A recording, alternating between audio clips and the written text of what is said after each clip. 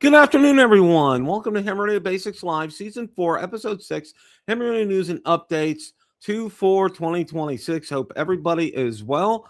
Wow, no Andy today. Wow, Cooley's here. K5 is here. Let's see, Rob is here. And James is here. Welcome, guys. Hope you guys are doing well. Just to give you a little update here, in the Tampa area, we have had just some, seriously, some absolutely insane. Hey, KR48, thank you for stopping by, guys. Yeah, it's been kind of crazy the weather we've had. The past weekend, was it weekend? Yeah, we've had 4 or more days, probably up to 5 now, where our low overnight is in the 20s. Yeah, that's consistent like that. They told us on Saturday night we could go out there and hopefully maybe see some snow flurries. That wasn't the case. And it would have been at 2 a.m. in the morning. And I'll tell you what, I'm not getting out of bed at 2 a.m. in the morning to see snow flurries, okay? I was born and raised up north. I've seen enough snow flurries to last a million lifetimes. No, thank you. That wasn't going to happen. So, King Schools for Part 107. Oh, okay, wow. King Schools Part 107 study. King Schools is whom I use for CFI prep. Your opinion? I don't really know King Schools. Remote Pilot 101 is what I recommend. I didn't use it, but I've been through the course. I became a member for life. I think I paid $125, and I can retake courses anytime. It's a lifetime membership there. So Remote Pilot 101 is how I would go if you're looking at getting your Part 107. I can tell you that right now. I'm not familiar with King Schools. That's just my 2 cents worth about that. So yeah, drones we're still kind of topsy-turvy. Now we're hearing that we'll be allowed to do firmware updates up to and including January 2027. Then after that, who knows? Our drones aren't going to be bricked, but it's just like there's so much garbage. Oh, you're welcome. You're welcome, James. Absolutely. Yeah. So I mean, just what can I say with all that stuff, with all the drone stuff? A lot of my stuff that I got, you can see some of the stuff on the couch over there. I bought backup of some things like extra batteries, propellers, and things like that because, we don't know if going forward that we're going to be able to get some of those things. And I've had to buy them because it's a long, complicated story. DJI is not shipping in the United States because their shipments are being blocked at Customs and Border Patrol because supposedly they're using the Uyghurs in forced labor situation to help make DJI drones, which isn't true at all. And they've investigated it. But there needs to, if that can end, that would really free up our lives because in order for me to buy, like, imagine me, instead of being able to go to DX Engineering or Gigaparts or Ham Radio Outlet or our main trading company to get things, I have to go on eBay and get them from a seller in South Korea, Japan, or China and look to see if that seller will take care of the tariffs because, you have to pay tariffs on top of stuff. So it's like, it's a really complicated mess. Trust me on that. So hopefully we're going to get to some warmer weather here coming up. I hope so because we're shooting for what? It's Hamcation is coming up. It's going to be a couple of weeks. Oh, it's a week. It's a week from Friday. I think, it's a week from Friday. So that's coming up. So stay tuned for that. That's going to be very interesting. I'm probably going to do a preview show next week on that. It's pretty easy. I'll just kind of go around some things and everything. And well, you know what? Let me give you guys and this is just me flying off the cuff right here. Some of the tips that I have for hamcation. Number one tip is, you only really need, unless there's somebody specifically you want to see on a second day, you really only need one full day there. Or unless you're wrapped up in wanting to get more of that wonderfully expensive, $20 for a hot dog and a Coke kind of food, or, be there for all the raffle drawings, you can do that. But really, you can knock it out in one day. And that's something I plan on doing, is being able to knock that out in one day. It's nice because it's a lot more compact than Hamvention is, and it's easier to, everything's really, their buildings are kind of connected, so it's really easy to get through. It's really only 2 or 3 buildings that you need to go to. Most of the swap meet is done indoors now. They have a really nice indoor building set up there for that. So that works out really, really well. Parking is always a mess. If you get there like at 8 a.m., you probably get a spot like right on that side. Otherwise, you got to park on the other side of the fairgrounds, and there are ruts that will destroy any axle on any vehicle. So you got to take that really, really slow. I mean, really, really slow. It's a real mess. So, and then it's not in the nicest area of town, I can tell you that. So if you're staying at a hotel, don't stay near it, okay? Because it's just not and this is for you guys, if any of you guys are considering going. Go to, Hamcation. They have a great website out there that gives you recommendations for places to stay. We stayed at, and I'm trying to, Drury Inns and Suites, I think. It's right next to Universal, and it was great. There was a lot of, it was packed. It was one of the hotels that Hamcation recommended for people, and we stayed there, and we really liked it. It was not that far away. It was fairly easy to get to. And parking's free at Hamcation, so that's not really an issue. It's getting through there, and it's like, and you got to be careful when you're walking out, because you could if you're not watching what you're doing, you could fall and trip and hurt yourself or break an ankle or worse. So just be really careful when you do that. The food vendors are the food vendors. It's always going to kind of be the same thing as far as that's concerned. If you want to pay $25 for a hot dog, fries, and a Coke, you're welcome to do that. We got some lemonade there a couple of times, and it was outrageous. I think I paid $20 for 2 lemonades, and they were about that big. So, yeah. We went off site to eat, and that's what we did. That's what I've done a couple of years there. We might stop and get some fries if there's no line there, and pay $10 for some fries, just to have something to nibble on for a while. But no, that's mostly how we do that. But and I can also tell you this, one of the other ones, Hamcation is the Rob, that's a great question.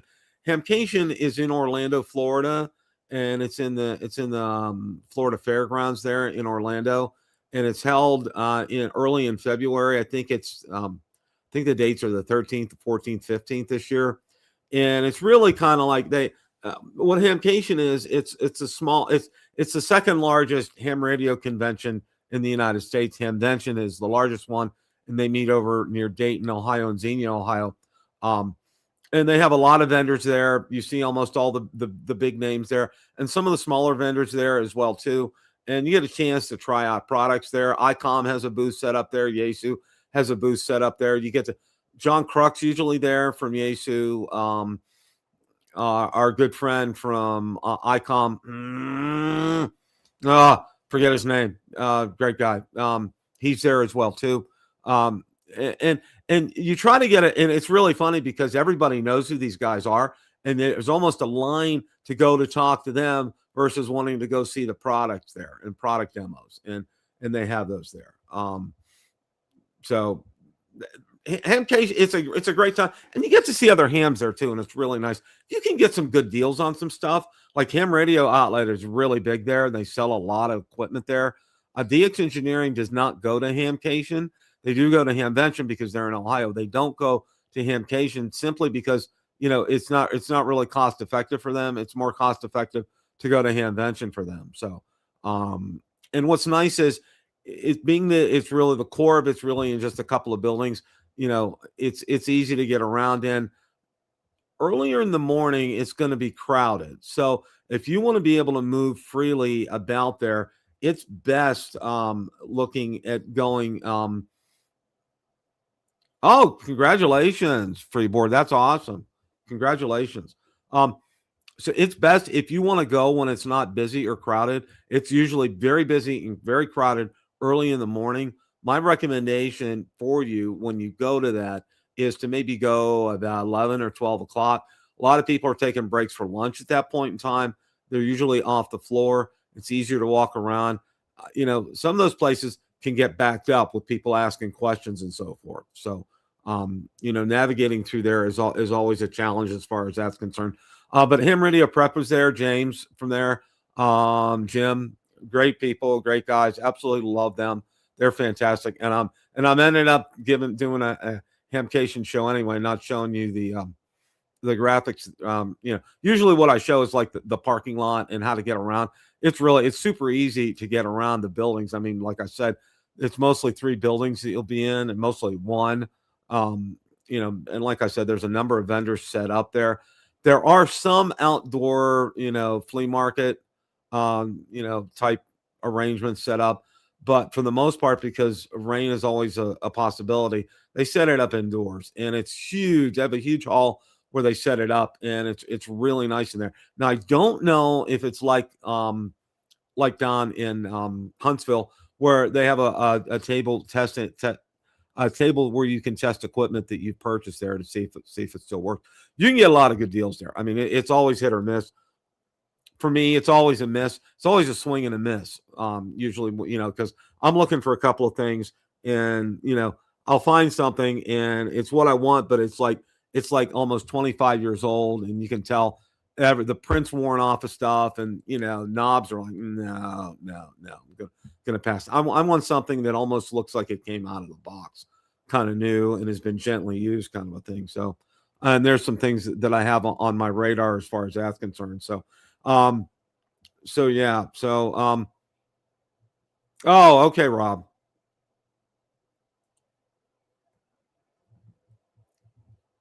Yeah, Radioddity, I think they are, James. I'm not 100% sure. I know they were at Hamvention. I think they'll be at Hamcation as well. Gigaparts is there.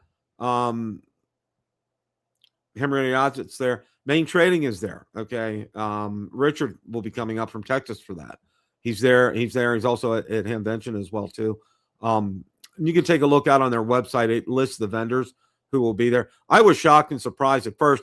And what I found out is it's more cost effective for, like a DX Engineering, for them to focus in and hone in on Hamvention versus Hamcation, because it's very short travel time. And it costs them a lot of money. I mean, they have to pay booth rental and set up. And, they crunch the numbers, and it's better for them to go to Dayton than it is to go down to Orlando. So, but all in all, it's a great time. T.O. said he'd be at the radio.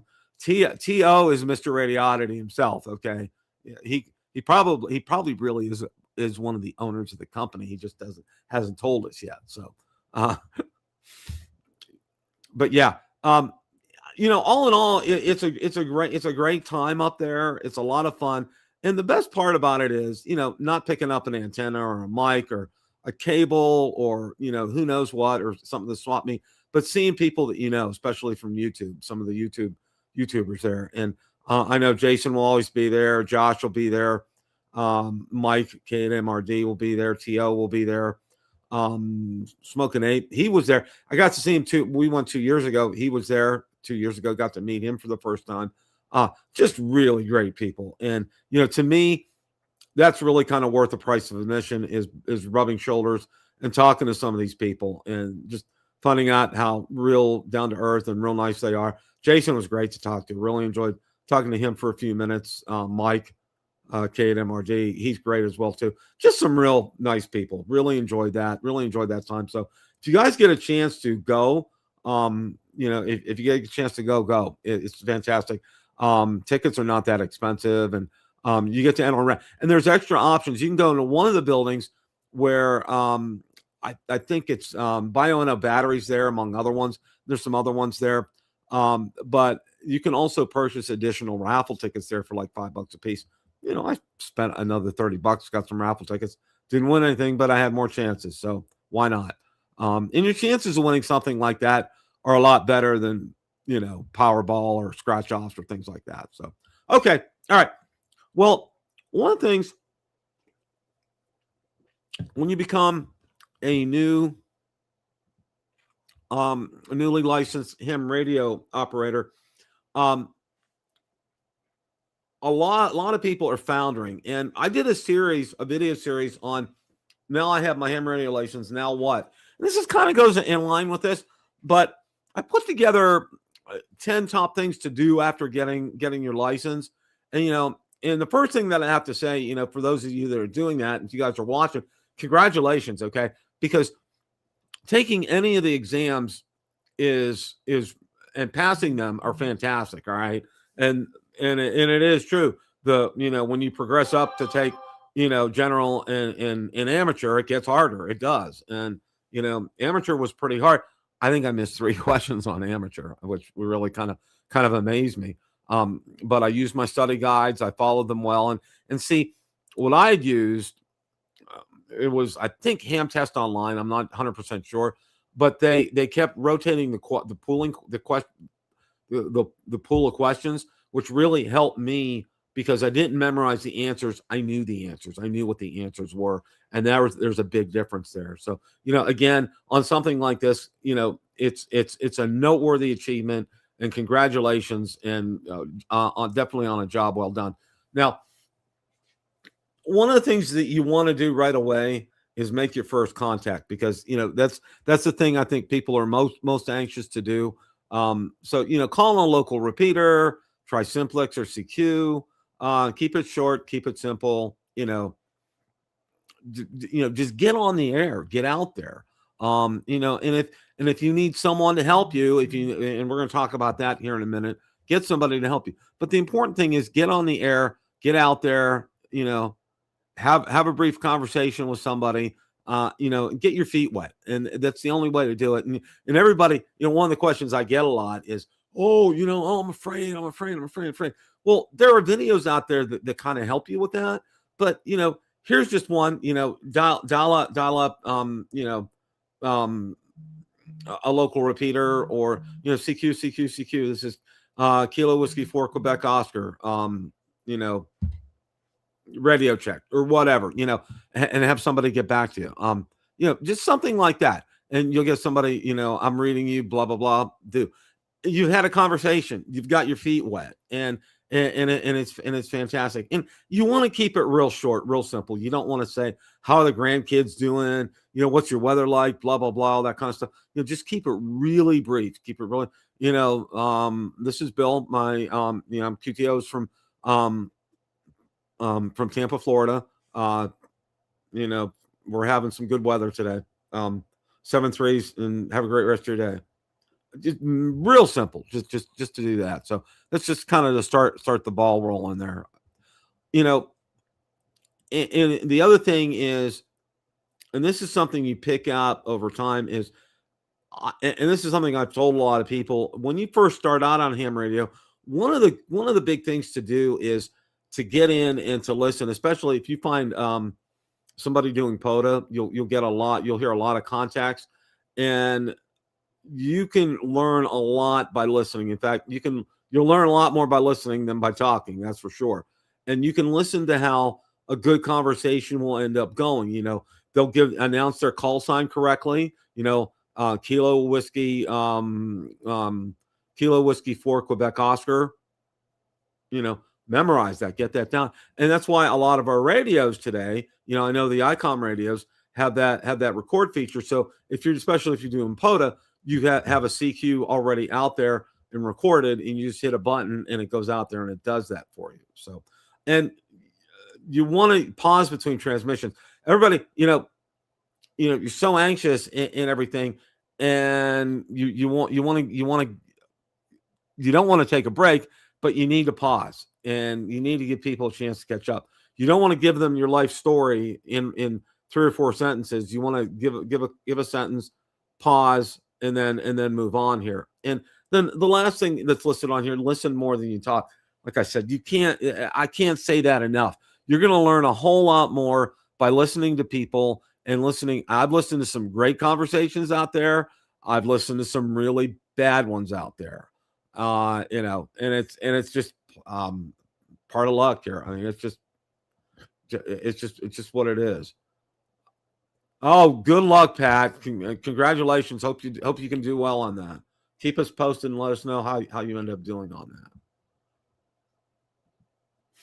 Now, joining a local ham club, it's not always possible to do that because some areas may not have ham radio clubs, but you know, and I know there's been some video. I think Jason may have recently done a video on ham radio clubs, and they're starting to get, unfortunately, further fewer and farther between because a lot of older people are running them, and they're not getting new blood into the club, and when they get to a point where they have to end up shutting down, which is really really kind of sad. But if you can find a good one in your area, okay, some of the things to look for is to have some great mentors there, Elmers. I know YouTube is invaluable for learning things on the fly. You can learn a lot from YouTube. I've learned a lot from YouTube, but nothing beats some hands-on experience with someone who's been down that road and knows what to do in situations. Oh, you have a crimped coax cable right here that's causing your problem, or you're using a wrong connector right here, or you didn't have your radials spread out far enough. Just easy things, and it's just incredible. The other thing is repeater access and learning how to work with repeaters, and they're very easy. And there's videos on YouTube on how to do that. They have repeaters there, and a lot of them do, and it really helps the club. Now, most clubs have set up some nice equipment at the club headquarters. So, and then there's group activities and field day. I mean, they have a lot of clubs that are active and involved will have a lot of social activities going on.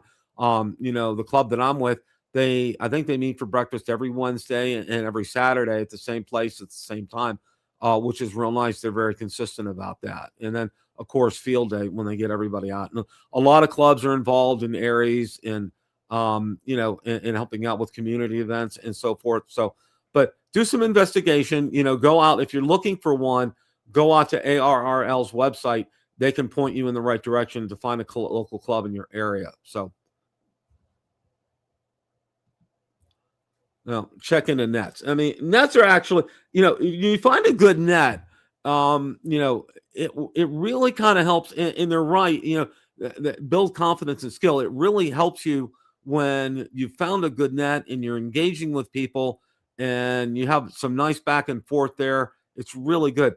Now, one of the times I did one after we had one of our hurricanes, I checked into a net. I went out on a four. I didn't have my 705 set up, so I just took my Yaesu FT-5R out, and I checked into an emergency net that was going on. They were checking people from different communities to see how they are and to see if there's any damage or anything. Which I did. I reported in my area. I said there was no damage. Still a lot of wind and some rain. In casual conversation nets, I mean, there's some ones out there that really they just chew the rag out there. They're finding out their schedule for the week and how they're doing and all that kind of information. So, nets are a really good thing, and you'll really learn a lot. And again, it's a nice way to meet some people, and you can get you might be able to meet a mentor or an Elmer that way. So that's something definitely to consider here. Program your radio. One of the things, unlock your radio's potential, save repeaters and simplex channels, set tones and offsets, use programming software if possible. What's really nice, and I bought several. I got maybe 4 or 5 HTs for Christmas. Most I spent on one was $100.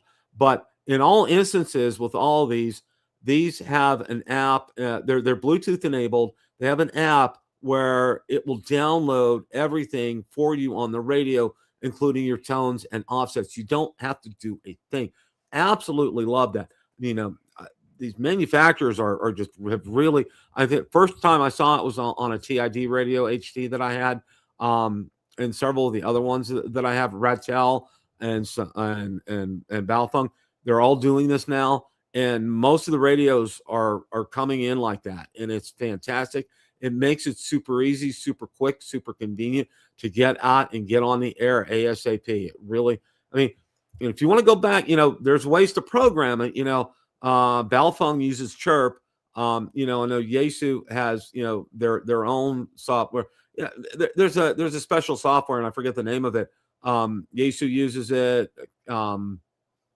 ICOM uses it for their radios.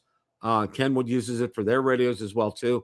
So you download the software, you get a cable, hook it up to your PC, and you can go out to radio.com, I believe, or radio reference. Okay, radio reference. I'm sorry.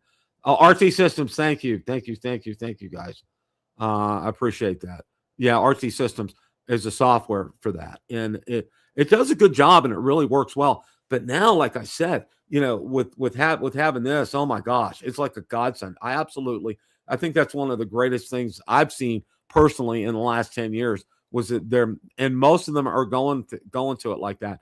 And the ones I asked for Christmas, for my wife, all of them had Bluetooth, every one of them. Because you know what? I don't want to get in there. I mean, I can do it if I had to. That's not a problem. But if it's an app and it does it for you, why not? It's like using AI like ChatGPT or Grok or anything. So set up a home station. And in the rule of thumb here is you want to keep something simple. Obviously, if you have a handheld, and that's the only thing you have, well, you're there and you're at your station. And, one of the things that you do need to keep in mind is you want to try to, wherever you set up your station, you want to try to keep it away from a lot of major electronics for obvious reasons, for interference, feedback, all that kind of good stuff. That's something that you definitely want to do here. JGR. Yes, exactly. Oh yeah, James. Yeah, it's absolutely. It's absolutely fantastic.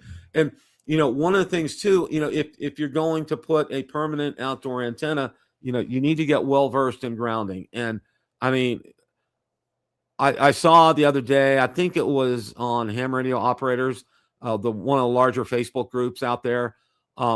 Somebody said he's lucky to be alive.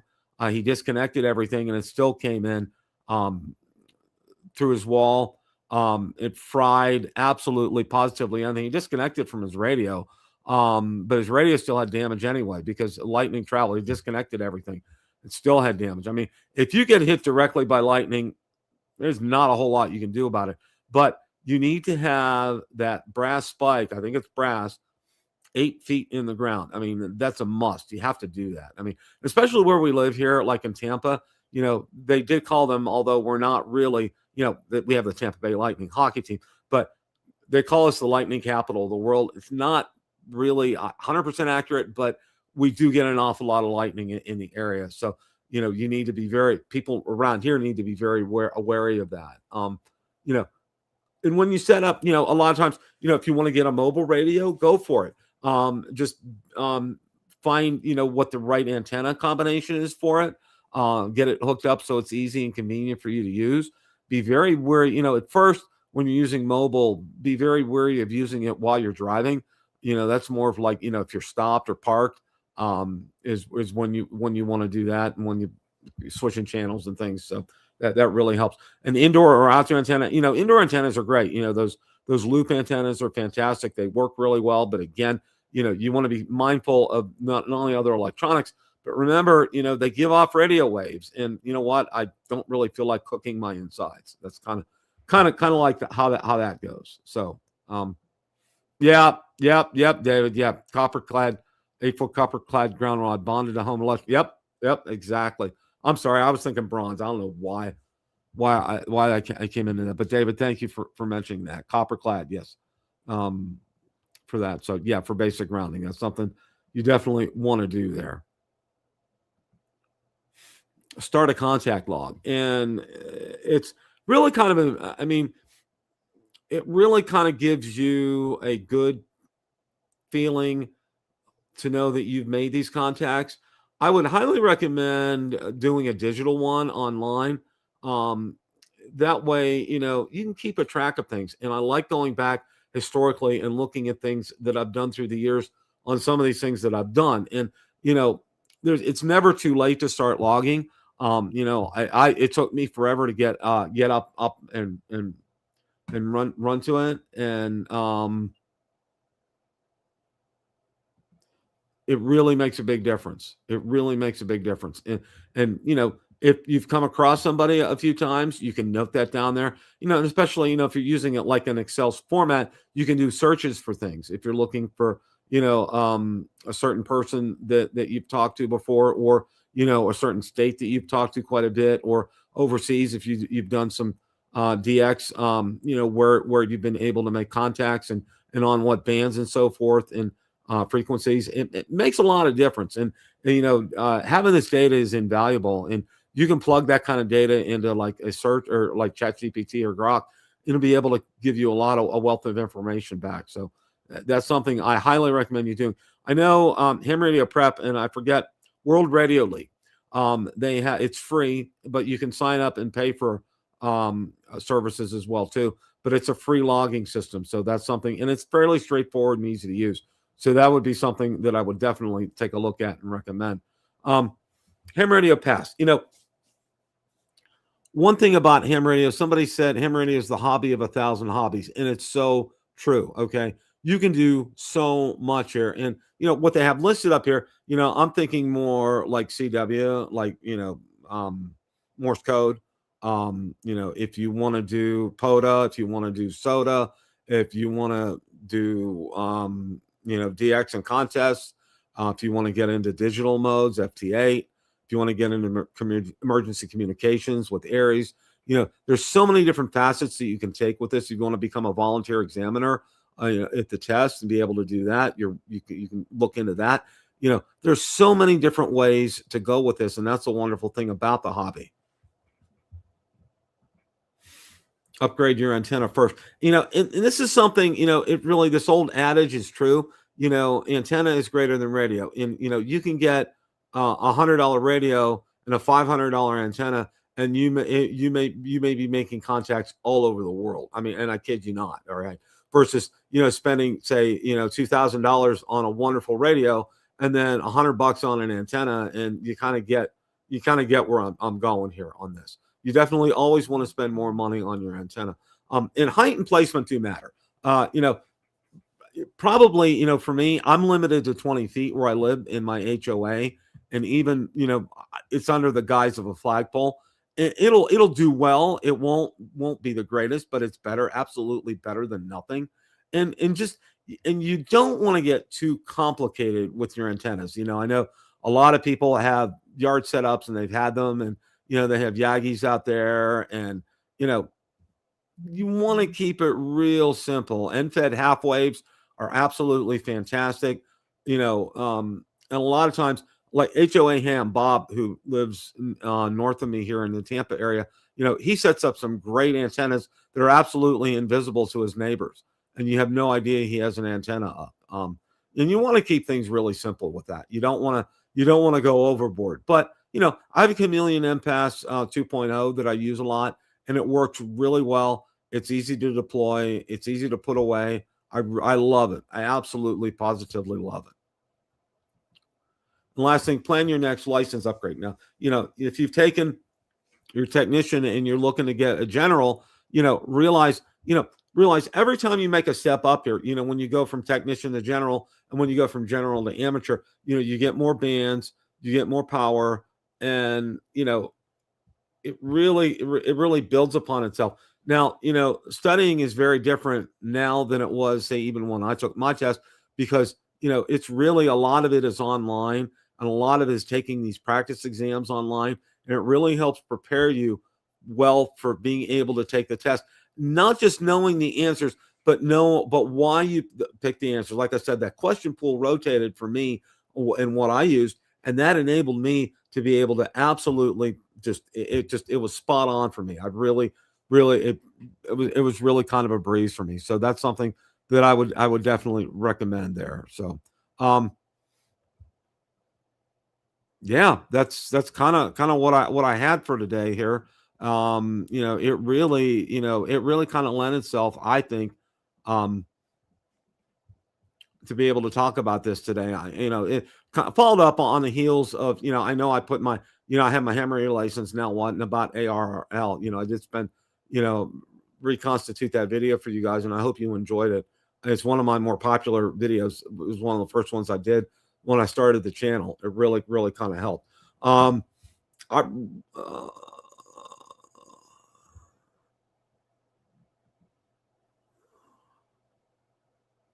Yeah, there you go, Cooley. You're right. Yeah, it's like, the old adage is true. I mean, it really, time and time again, you have a really nice antenna, it's gonna take you places. All right. All you need, have a basic rig out there, just something real basic to be able to use. And one of the other pieces of advice that I would that I would recommend, you want to stay from away at first, for a while, stay away from radios that have complicated menu systems. And I'm not going to name any brands, Yaesu, but like the FT-891, that is a fantastic, excellent radio, just absolutely fantastic. But the menu system on that is enough to drive a person to drink. Really, it really, really, really is. It really is. Yeah. Yep. Absolutely, James. Absolutely. I want to thank you guys for tuning in this afternoon and hanging in there with me. Really appreciate that. We took our look at Handcation for the year in Orlando. And if those of you are going there, hopefully maybe get to rub shoulders with you. We're not going to Hamvention this year. And just to give you some tips if you've just got your license and where you go from here. And I hope that helped you guys as well. As always, definitely, you can always email me at hamradiobasics@gmail.com. If you guys have any questions, I'm here to help you guys. That's why I'm doing this. And the whole reason I started the channel was the ham radio basics. I want to keep things real simple for you guys. It's ham radio. Too many people make ham radio out to be too complicated, and it's not. It really is not that complicated. It's really fairly easy to get set up and get on the air. So just hope you guys are all doing well. Have a great rest of your week. As always, guys, it's a great day to make a QSO. 7 3s, everybody.